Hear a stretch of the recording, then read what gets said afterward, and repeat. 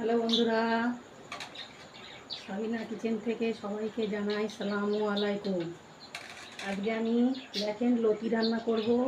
তার জন্য দেখেন আমি লতিটা আগের থেকে বেছে পরিষ্কার করে নিয়েছি, এরকম করে ছোট ছোট করে কেটে ধুয়ে নিয়েছি। এবার আমি লতিটা আজকে রান্না করব অন্য রকমের। আজকে লতিটা রান্না করব আমি কলা পাতায়। তার জন্য আমার কি কি উপকরণ লাগবে দেখুন। আমি লতিটা কেটে আগের থেকে ধুয়ে নিয়েছি। তারপর আমি লতিটা মশলা দিয়ে মেখে নেব। তার জন্য আমি একটা অন্য গামলায় ঢেলে নিলাম। এর মধ্যে আমি দিয়ে দেব চিংড়ি মাছ কাঁচা। চিংড়ি মাছটা দিয়ে দিয়েছি। এর ভেতরে আমি দিয়ে দেব আদা রসুনের পেস্ট 1 চামচ। তারপর আমি আগের থেকে বেটে নিয়েছি সর্ষে, শুকনো লঙ্কা, গোটা ধনে, গোটা জিরে আমি বেটে নিয়েছি। এটা আমি এর ভেতরে দিয়ে দেবো।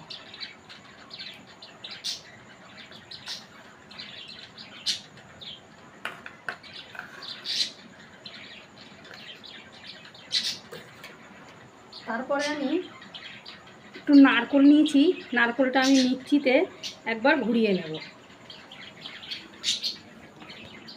নারকেলটা আমি মিক্সিতে একটু বেটে নিয়েছি, এটা এর ভেতরে মিশিয়ে দেব।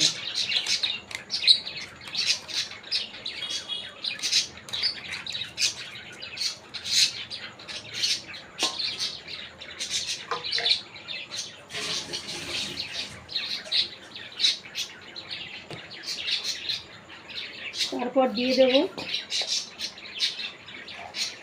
হলুদ গুঁড়ো,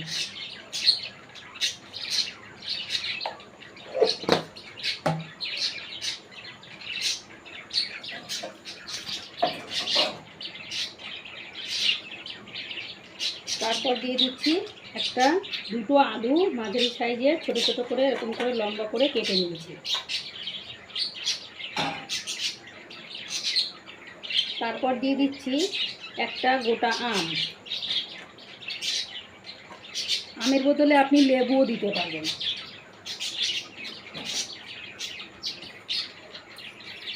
তারপর দিয়ে দিচ্ছি দুটো পেঁয়াজ নিয়েছি বড় সাইজের, ছোট ছোট করে কেটে নিয়েছি, এটাও ভেতরে মিশিয়ে দেব। তারপর দিয়ে দেবো স্বাদ মতন লবণ।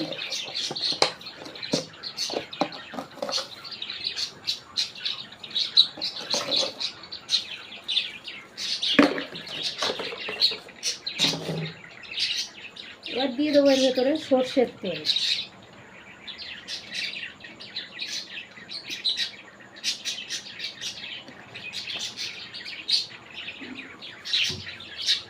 এবার এটা মেখে 8 ঘন্টার জন্য রেখে দেব।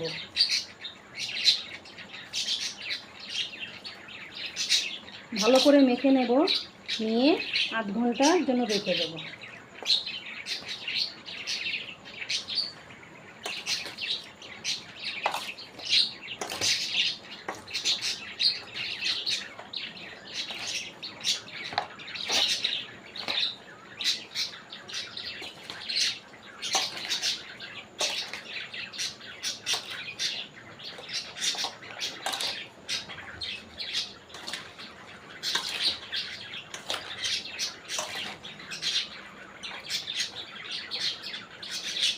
ভালো করে মেখে নিয়েছি, এটা আমি 8 ঘন্টার জন্য রেখে দেব। 8 ঘন্টা পরে আমি ফিরে এসেছি, চুলো ধরিয়ে দিয়েছি। এটা চুলোয় করব আমি, কাঠের চুলো ধরিয়ে দিয়েছি। এবার আমি এটা কলা পাতা বসিয়ে দিয়েছি। এবার আমি কলা পাতার ভেতরে ঢেলে দিচ্ছি।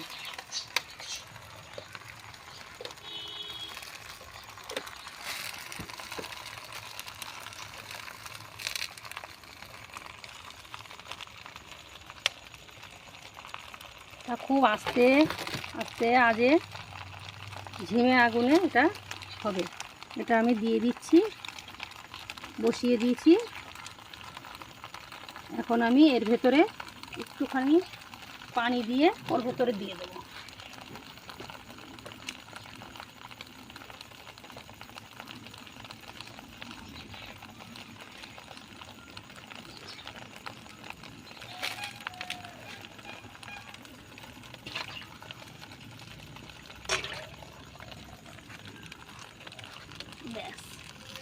এবার এটা আমি আস্তে আস্তে হবে, কিছুক্ষণ পরে আবার দেখাচ্ছি।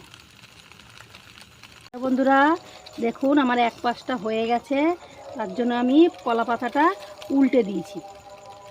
উল্টে এটা দেখানো হলো না, ভুলে গেছিলাম। এটা আমি পাতাটা উল্টে দিয়েছি। এক পাশটা সেদ্ধ হয়ে গেছে, এই দেখুন এক পাশটা সেদ্ধ হয়ে গেছে। এবার এই পাশটা হবে, এরকম হবে, ওই পাশটাও এরকম হবে।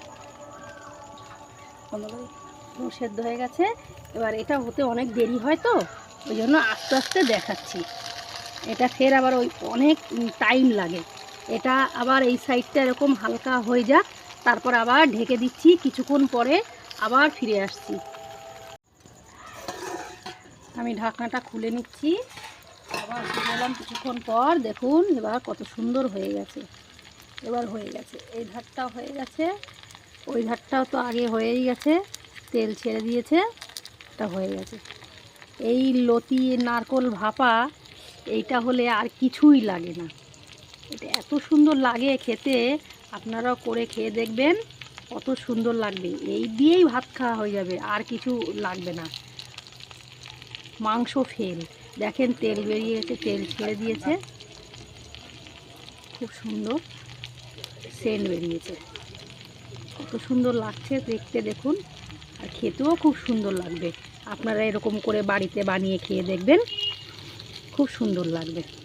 হয়ে গেছে, এবার আমি এটা নামিয়ে নেব। এটা অনেকক্ষণ কাঠে রান্না করেছি তো অনেকক্ষণ লেগেছে। নরম হয়ে গেছে, লতি আলু আম সব নরম হয়ে গেছে, তেল ছেড়ে দিয়েছে, এবার হয়ে গেছে। এরকম করে বাড়িতে আপনারা বানিয়ে খেয়ে দেখবেন, খেয়ে আমাকে জানাবেন। ভালো লাগলে একটা লাইক করবেন।